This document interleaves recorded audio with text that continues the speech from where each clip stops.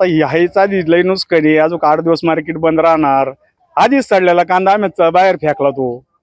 आता 8 दिवस बंद राहिलं म्हणलो अजून आम्हाला तोटा आहेच ना. आणि बंद राहूनही मोर परत 8 दिवसांनी चालू होतं 10 दिवसांनी चालू होतं त्याच्यात अजून किती तोटा येतो किती नाही. मग त्याच्यामुळे शेतकऱ्याला एवढी एक विनंती सरकारला काहीतरी द्या बा लक्ष आमच्या गरीब. आजपासून 8 दिवस मार्केट बंद राहणार आहे. त्याच्यामुळं शेतकऱ्यांचा माल जो चाळीत आहे तो खराब होत चाललेला आहे. आणि 8 दिवस बंद राहिल्यामुळं ऑक्टोबर हिट असल्यामुळं तो माल जास्तीत जास्त खराब होऊ राहिला आणि बाहेर फेकण्याची वेळ येऊ राहिली.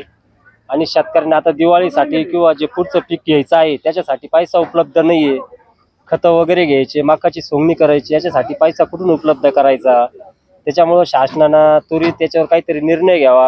700-800 रुपये जो भाव चालू आहे तो 8 दिवस चालीत ठेवून जर पुढं 500-600 रुपये जर गेला तर शेतकऱ्यांनी करायचं काय. याचा फार मोठा म्हणजे परिणाम शेतकऱ्यावर होणार आहे. आणि पुढं जे पीक उभं करायचं आहे त्याच्यासाठी भांडवल कुठून उपलब्ध करायचं आहे याच्यासाठी शेतकरी फार चिंतेत आहे.